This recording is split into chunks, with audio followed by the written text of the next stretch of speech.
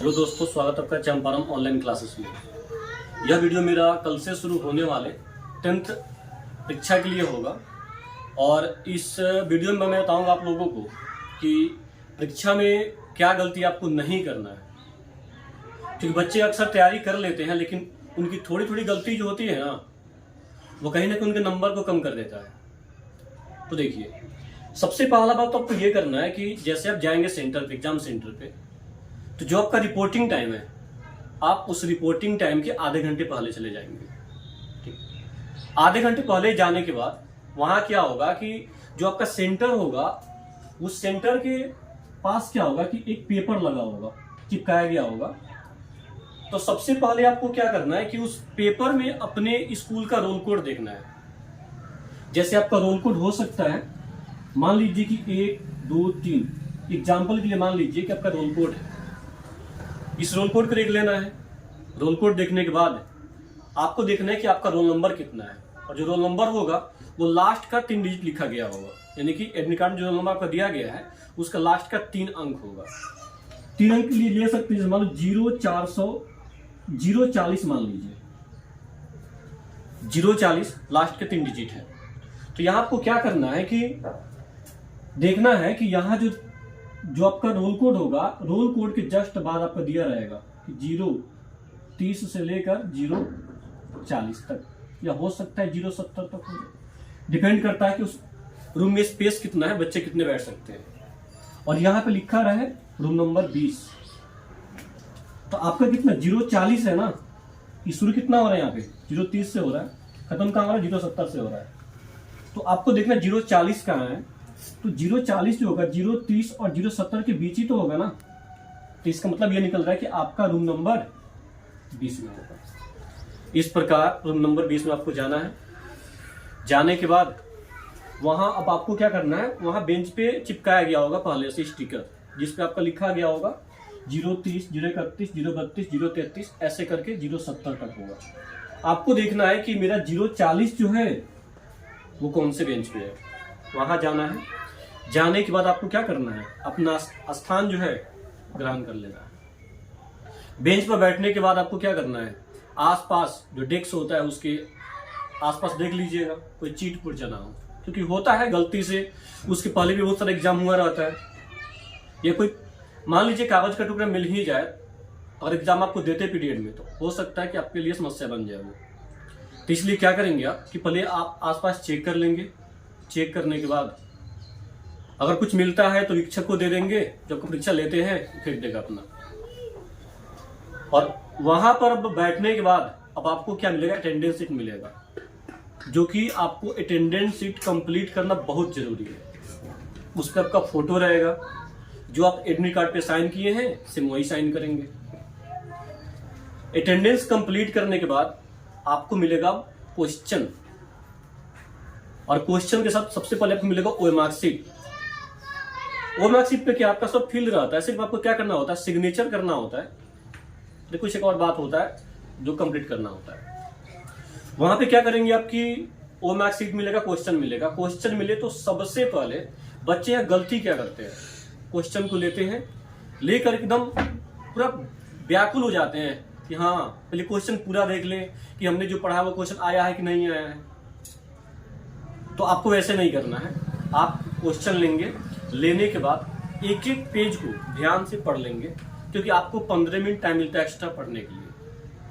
Question देख लेंगे, हाँ होगा, क्योंकि बच्चों को होता है ना कि पहले पूरा क्वेश्चन देख लें कि हमारे लेवल का क्वेश्चन है कि नहीं है। वो सबके अंदर यही चीज होता है। तब ये क्वेश्चन को आराम से एक एक पेज करके देख लेना है। देखने के बाद अब आपको सबसे पहले ऑब्जेक्टिव कंप्लीट करना होगा। तो आपको पता है कि आपका जो कल का, माने कह सकते हैं कल 15 फरवरी जो आपका पहला पेपर वो हिंदी का है।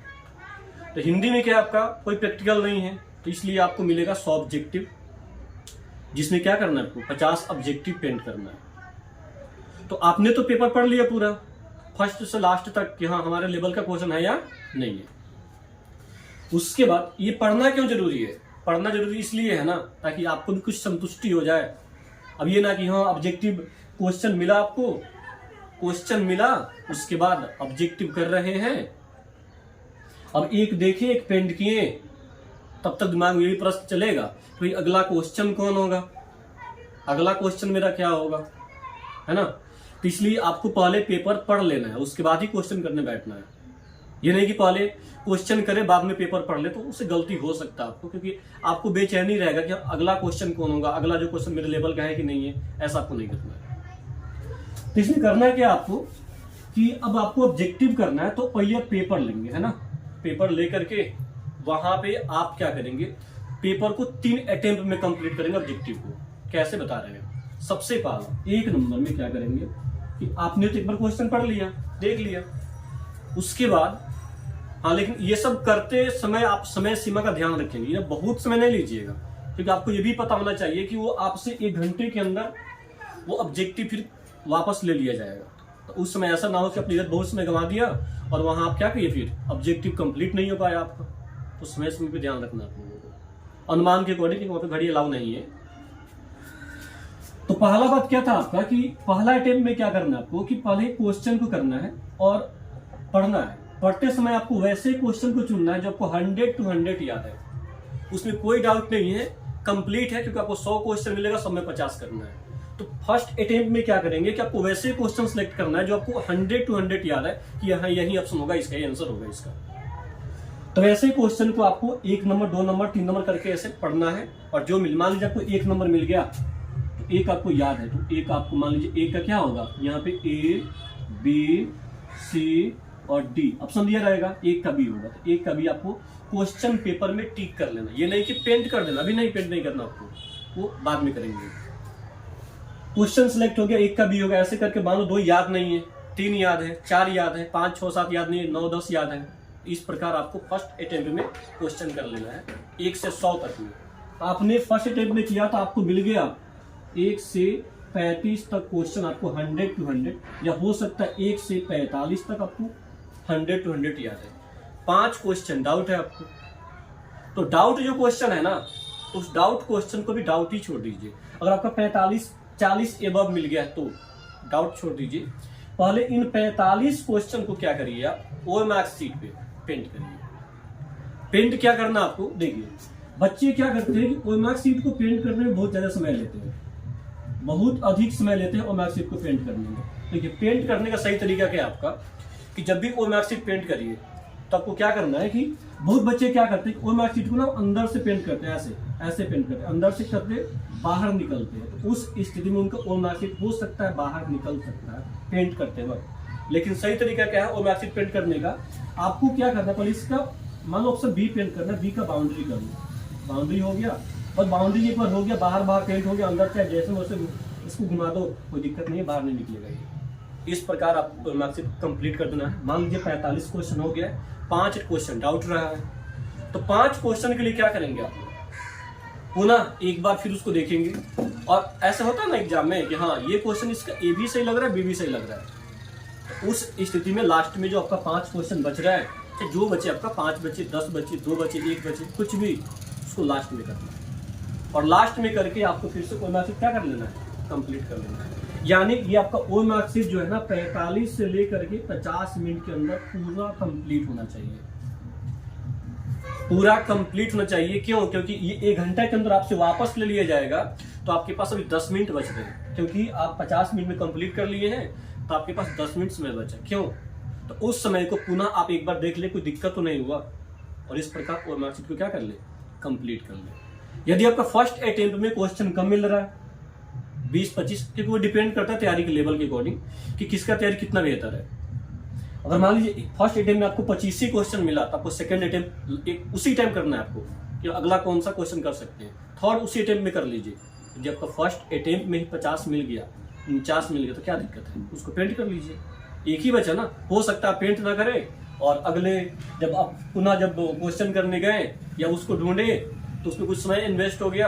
आप 50 को क्वेश्चन पेंट करते वक्त हो सकता है कि आपका समय कम पड़ जाए, आप टिक तो कर लिए पेपर में लेकिन आप पेंट नहीं कर पाए, तो दिक्कत हो सकता है। इसलिए बोले हैं पहले पेंट कर लीजिएगा जितना भी उतना। ये आपका ऑब्जेक्टिव के लिए होगा। हाँ, लेकिन ऑब्जेक्टिव पेंट करते वक्त विशेष ध्यान रखिए, आपको ऑब्जेक्टिव पहले बाहर से पेंट कर लेना है ना। और पेंट करने के लिए ब्लू पेन का यूज करना है, और ब्लू में जेल पेन नहीं करना आपको यूज, बॉल पेन यूज करना है, बॉल पेन यूज करना है आपको। बाहर से पेंट करके अंदर इसको जो मन वैसे घुमा दो, कोई दिक्कत नहीं है, बाहर निकलने वाला नहीं है, आपको वो सही हो जाएगा। ठीक है, ऑब्जेक्टिव पेंट करते वक्त बारीकी रखें कि बाहर न निकले। तो इस प्रकार आप ऑब्जेक्टिव कंप्लीट कर सकते हैं। दूसरा आपका बात होगा कि अब आता है बारी सब्जेक्टिव का, कि सब्जेक्टिव में कैसे लिखें।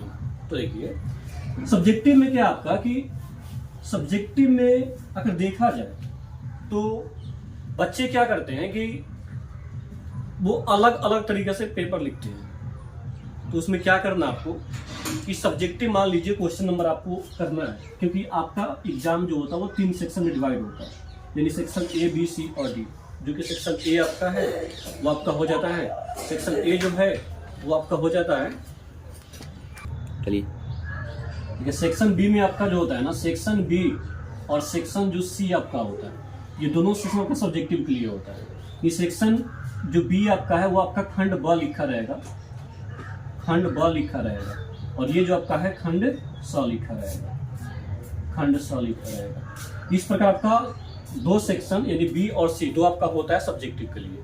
इसमें करना है कि आपको कि देखिए जिस सेक्शन का आप क्वेश्चन करने जा रहे हैं, क्योंकि हिंदी में खास करके क्या है कि सेक्शन बी में देखा जाए यानी खंड ब में देखा जाए तो उसमें क्या होता है कि गद्यांश होता है, सूर्य गद्यांश से होता है गद्यांश।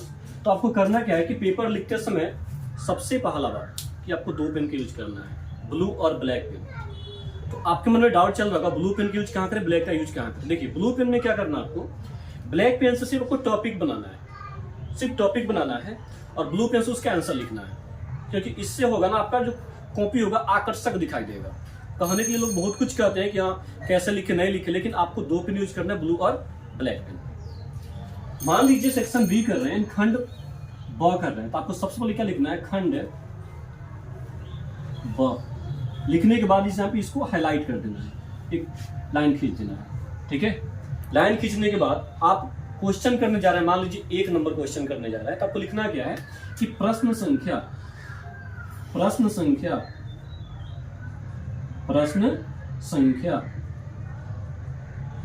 1 हो गया।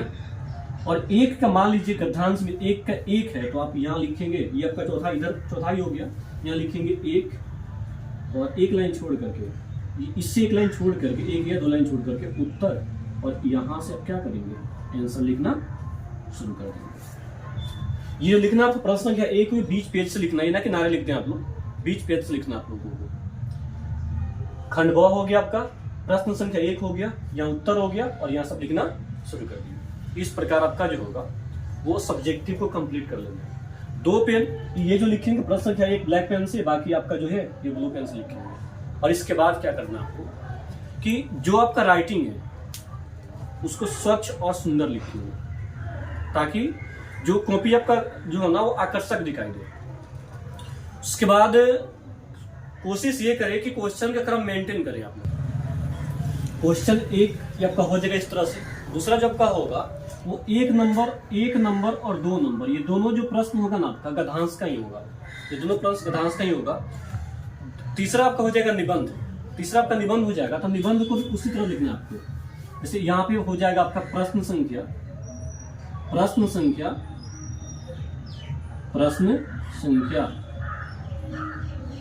ये आपका 3, ठीक है।